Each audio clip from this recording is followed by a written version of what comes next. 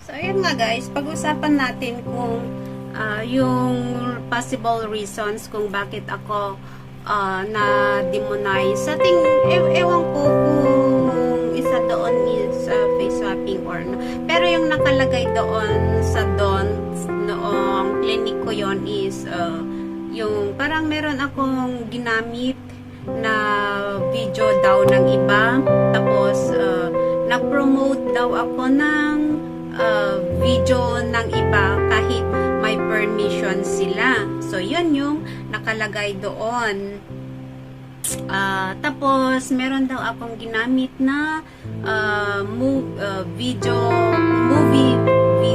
clips daw. Yun yung nakalagay doon. So, sa tingin ko, ang ginamit ko lang na video na hindi talaga sa akin is yung sa Plethora na galing sa Facebook. Doon nagpaalam ako sa kanila at sabi naman nila is okay, pwede daw, it's okay, sabi nila, pwede ko raw i-upload yan sa YouTube, which is parang yun yung nasabi doon sa don'ts doon sa YouTube studio ko na promoting other content. Ayun, basta yung ganun kahit daw may permission sila. So, parang isa yon sa iniisip ko na dahilan. Tapos, meron akong siguro yung sa Itbulaga din yung pamamaalam ng TVJ noon. At saka, meron pa akong upload na G sa Gedli ng Itbulaga. So, yan lang naman yung alam ko na hindi sa akin na video. So, I don't know kung isa na rin yan sa reason, sa dahilan kung bakit ako na-demonize. At saka, mayroon pa akong yung sa movie clips na nabanggit doon.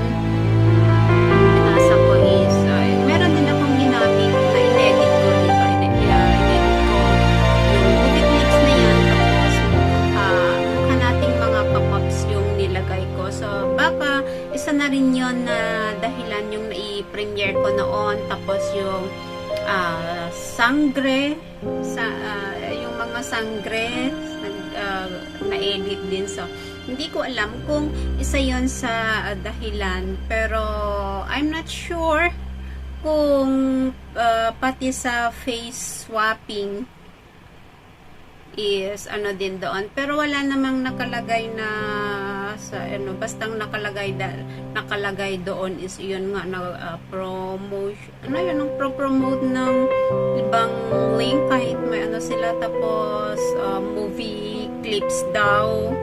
Yun. Tapos gumamit daw ako ng ibang video.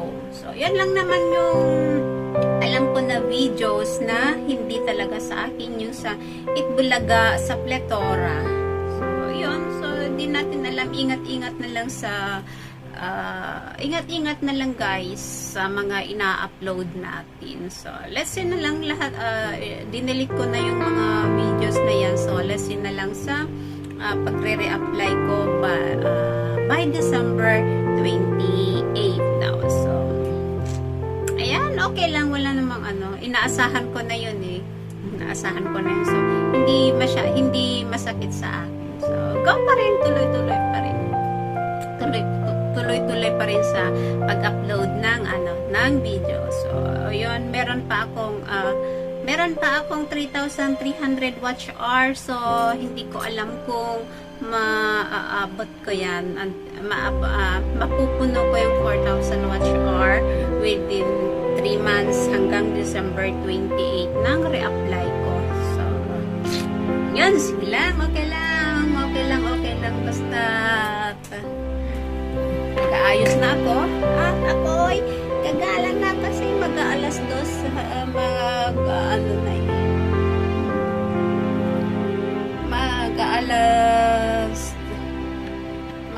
mag-aalas 12 na. So, ito ang gagamitin ko.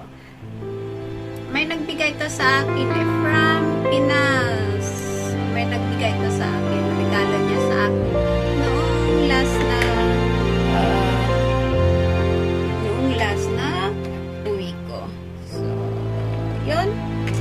Bye guys!